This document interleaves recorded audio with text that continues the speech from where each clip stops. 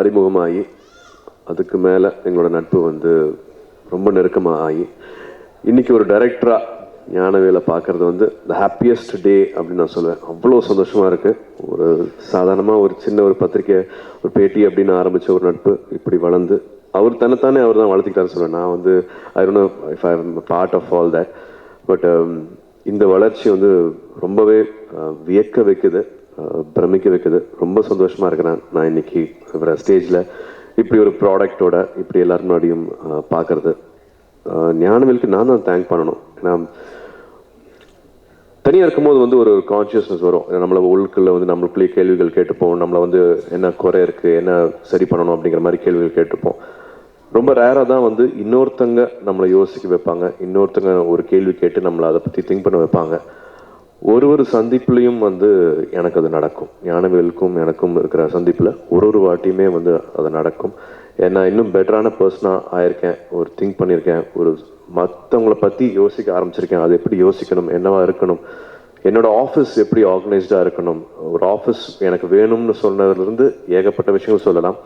But இது அகரம் மேடையாக இருக்க வேண்டாம்னு தான் நானும் ஆசைப்பட்டேன். பட் நடிகனா என்னை எல்லாருக்கும் அடையாளம் தெரிகிற மாதிரியே அதுக்கு ஈக்குவலாக இல்லாட்டி அதுக்கு மேலேயே நிறைய பேருக்கு சினிமாவை பார்க்காத நிறைய பேருக்கு சினிமா பற்றி பெரிய அக்கறை இல்லாத நிறைய பேருக்கு அடையாளம் தெரியுது அப்படின்னா அது அகரம்னால. அகரம்னு பேர் வச்சது ஞானவேல், அகரம் ஆரம்பித்தது கூட இருந்தது எல்லாமே ஞானவேல். இப்போ ஒரு 1500 பசங்க படிச்சுட்டு இருக்காங்க, படித்து முடிச்சுட்டாங்க. இன்னொரு 2020 3000 பசங்க படிக்கிறாங்க அப்படின்னா இந்த விஷயம் நடக்கிறதுக்கு காரணமாக இருந்ததும் ஞானவேல் அவர்கள்.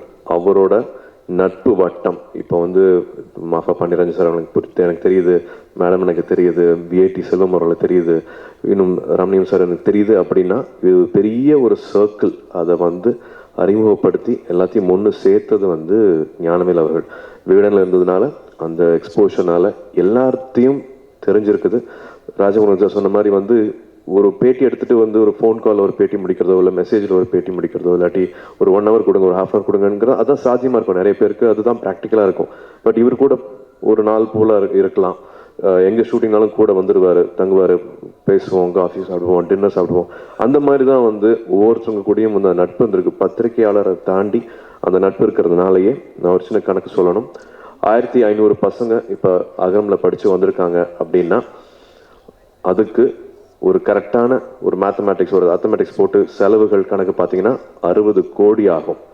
60 கோடியை இவர் வந்து 10 கோடியில் நடக்க வச்சிருக்கிறாரு. இவரோட நட்பு மூலமாக தான் அது நடந்திருக்கு. இவர் மேலே எல்லாத்துக்கு மேலே இருக்கிற அந்த குட்வில்னால எல்லாருமே தேங்க்ஸ் கிவிங்காக நம்ம சொசைட்டிக்கு திரும்பி கொடுக்கணும் அப்படிங்கிற ஒரு எண்ணத்தினால 10 கோடியில் அது நடந்திருக்குன்னா அது இவ்வளோ நாளாக அவர் சேகரித்த அந்த நட்பு, அந்த சர்க்கிள் தான் சொல்லணும். ஒரு நல்ல பத்திரிகை ஆகட்டும், ஒரு நல்ல ஒரு ஆர்டிக்கல் ஆகட்டும், ஒரு நல்ல ஒரு ஃபீட்பேக் ஆகட்டும், அது வந்து ஒரு புக்கில் படிக்கும்போது சரி, ஒரு ஆர்டிக்கலை படிக்கும்போது சரி, அது நல்வழிப்படுத்துறது அப்படின்னு சொல்லுவாங்க. அவரோட ஒத்தையடி பாதையிலேருந்து ஆச்சரிய பெண்கள்லேருந்து எல்லாமே வந்து கண்டிப்பாக நம்மளை இன்ஸ்பயர் பண்ணும், நம்மளை வந்து யோசிக்க வைக்கும். இந்த பேக்ரவுண்ட்லேருந்து வந்ததுனாலேயே நான் அந்த படம் பார்த்துட்டேன். நிச்சயமாக எல்லாருமே யோசிக்க வைக்கும், எல்லாருமே இப்படி இருக்கலாமே அப்படின்னு சொல்ல வைக்கும், எல்லாருக்குமே ஒரு அடையாளம் தேடுறதுக்கு ரொம்ப ஈஸியாக ஒரு வழி வகுக்கிற மாதிரியான ஒரு விஷயமா இருக்கும். Very very happy with this film. எல்லா சந்தோஷமும் மாதிரியே அசோக்கும் வந்து நம்ம ராஜா சொன்ன மாதிரி எனக்கு 5-6 வயசுலேருந்து தெரியும். Perfect actor for the script. எப்படி நடிச்சிருக்கான் பாரு அப்படிங்கிற மாதிரி எனக்கு நிறைய இடத்துல தோணுச்சு. ரொம்ப சந்தோஷமாக இருந்தது அசோக் பார்க்கும்போது. 5-6 வயசுலேருந்து நான் பார்த்துட்ருக்கேன். இந்த படத்தில் பார்க்கும்போது வந்து எப்படிங்க பண்ணா இந்த அப்படின்ட்டு கேள்வி கேட்குற மாதிரி தான் இருந்துச்சு ஞானவேல் அவர்கள்கிட்ட. நிச்சயமாக ரொம்ப அழகாக அதை உள்வாங்கி பண்ணியிருக்கிறாரு. ஞானவேல் பற்றி சொல்லிகிட்டே போகலாம். ராம்கோபால் வர்மா சார் வரைக்கும் ஒரு வந்து ஃப்ரெண்ட்ஷிப் இருக்குது.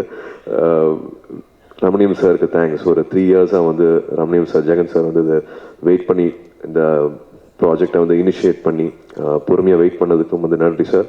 ஐ எம் ஷுர் இந்த ப்ராடக்ட் வந்து will make you very very proud. So இந்த நம்பிக்கையில் நிச்சயமாக கூட்டத்தில் ஒருவன் will be a very very promising film.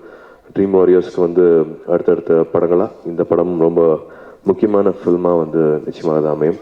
And super happy Gnanavel. All the best you.